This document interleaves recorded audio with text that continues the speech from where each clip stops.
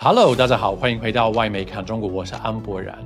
As the world gears up for President-elect Donald Trump to re-enter the White House on January 20, one of the main questions on many people's minds is how relations between the world's two largest economies, China and the US, will shape up over the next 4 years.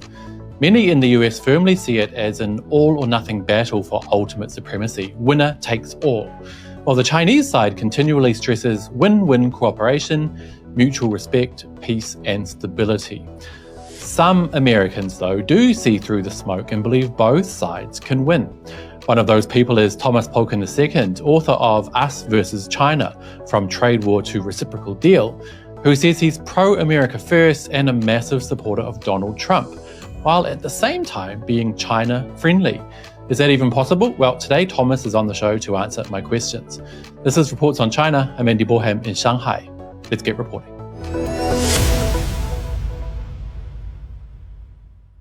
If you read Western media regularly, you'll know that China is cast as one of the West's biggest enemies, a threat to world order, peace, and stability. Perhaps exactly because of how the media portrays this country, many adults in the West have entirely negative feelings about China and see it as nothing but a threat that needs to be wiped out. But some Americans can see the larger picture, especially those who live in China and understand this massive country from their own experiences. One of those people is author and political commentator Thomas Polkin II. Thomas, welcome back to the show. Yeah, it's good to be back. It's been a long time. Yeah, it certainly has. Now, you say that you're an American patriot, while at the same time being supportive of China and hoping that both sides will succeed. Now, some people might say that's a bit of an oxymoron. What would you say to them?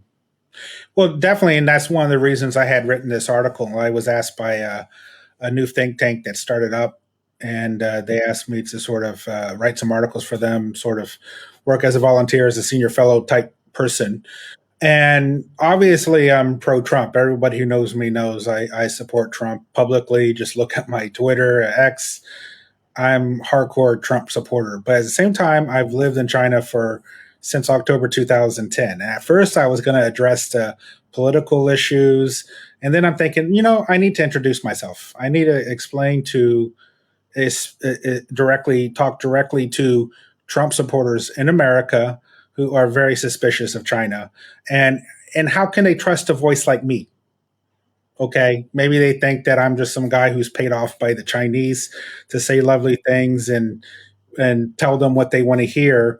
But I wanted to show that I used to also be a China hater. I used to be the same as them. I was like, let's go to war against China. Let's, defend the enemies or the people who are perceived as the enemies of China, just because I thought they were bad. I grew up in an environment in a Cold War mentality.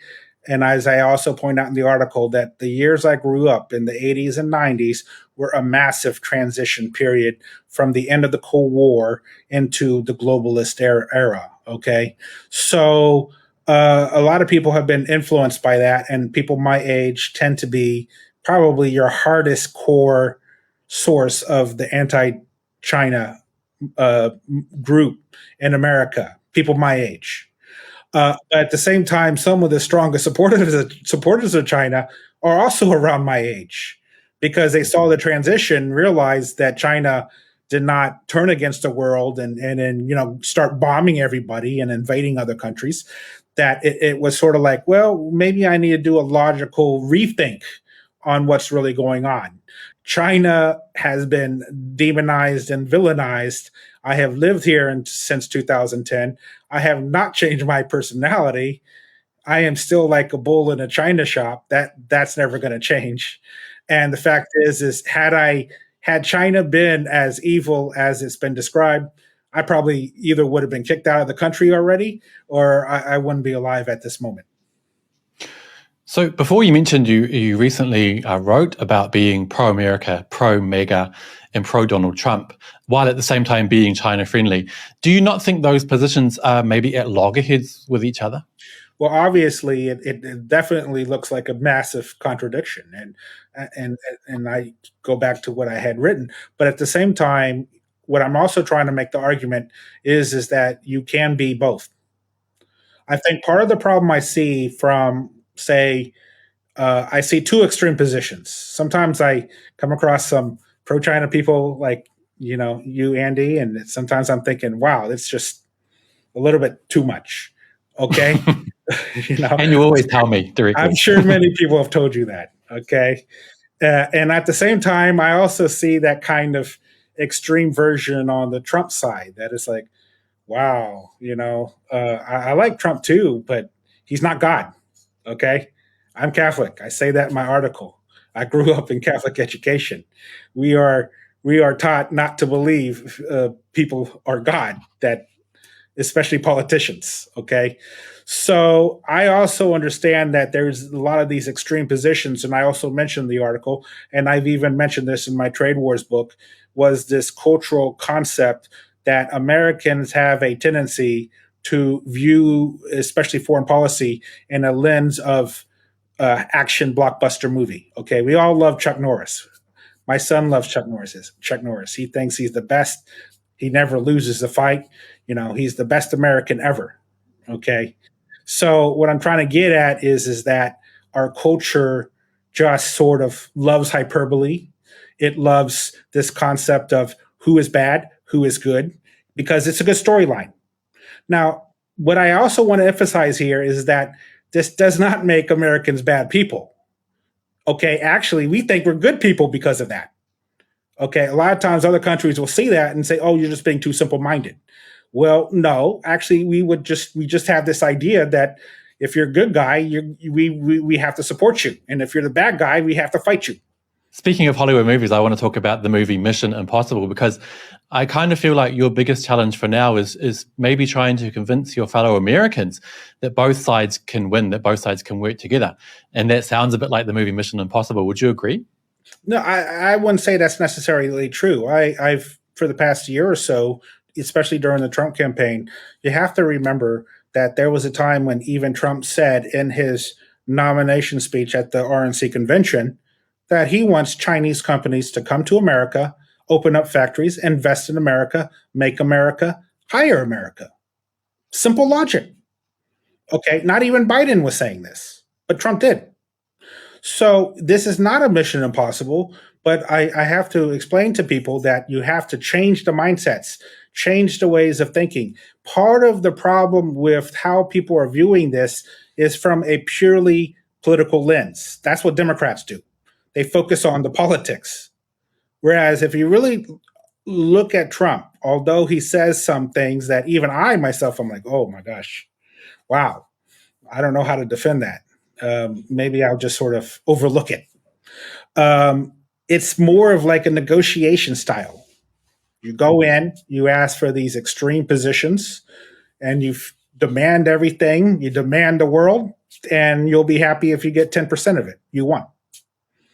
Okay. So when you have that kind of lens, and also Trump clearly explained how he does this with this book, The Art of the Deal. He has it in writing. You want to know how to negotiate Trump? You just go read The Art of the Deal. You're done. And I think that aspect of it is actually a good thing, because he clearly is stating that if you focus on a business, then you can talk to him from a transactional, what is the benefit viewpoint. And the Chinese are actually very good at that when they focus on business-oriented negotiations. If the Chinese can focus on this aspect and negotiations on a transactional, financial, win-win benefits way of talking, this is going to be a big win for both countries. What do you think the biggest challenges facing China and the US or their relationship today? I think the biggest challenges aren't actually Trump. It will be actually Trump's people. That they will probably say that when he starts hearing the benefits of working with China, that Trump as a deal maker will start wanting to make deals. And it's quite possible that he will have some aides. I'm not saying Rubio, because from what I'm hearing now, Rubio is becoming more enlightened. So I will make no negative comments on Rubio for the time being. And I also heard he's much better than Pompeo. But you will have certain people who may urge Trump that, oh, you got to really stick it to to the Chinese because they've been hurting us for so long. And, the only way they can respect is by you pushing. Uh, and there is a negotiation tactic that kind of works on certain type of people, but I don't believe that works on the Chinese. And if I had an opportunity, and one of the reasons I wrote the article and had it sent out to people who were even, anyway connected with Trump, is I want them to know, talk to somebody like me, because I think I can't come up with all the solutions, but I can at least help you.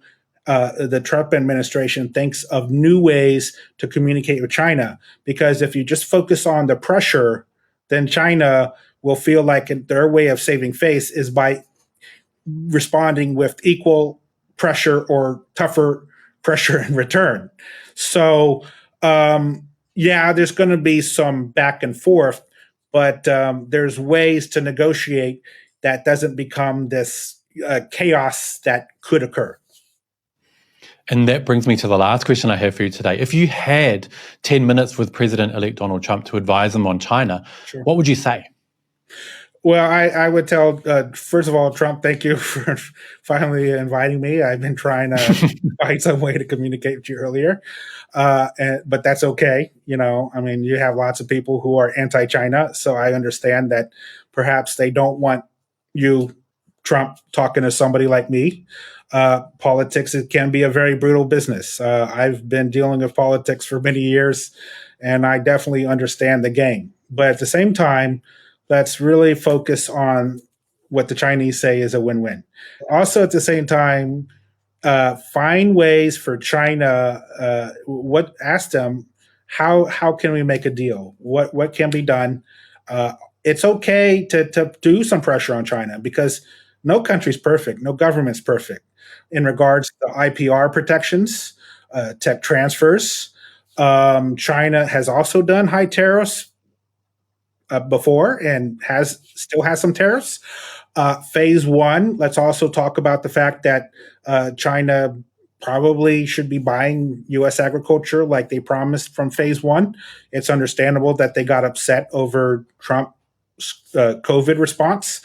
But let's return back to the table. Let's see if we can persuade China to go back to buying more U.S. energy imports, U.S. agriculture imports.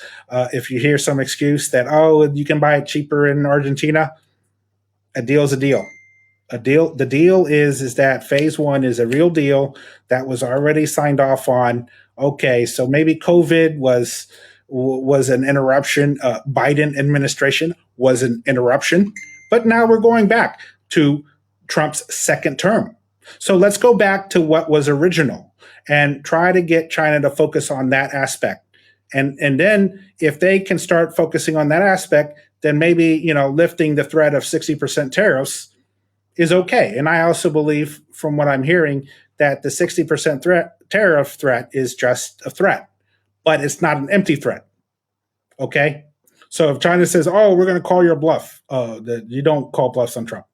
He even says that in the Art of the Deal. He would rather come out a loser than have his bluff called. Okay? So I think that's what I would say to the Chinese people. Don't call Trump's bluff. But at the same time, Trump, if you're making a threat, allow for some type of walk away in case there's a deal. And most of the time, Trump is very open to that concept. So it sounds like maybe one of your tips for the Chinese side would be to read The Art of the Deal. Thomas Polkin II, thank you so much for coming on the show today. And on that note, that will be it for today, you guys. As always, I'd love to hear your thoughts. Can America and China both win?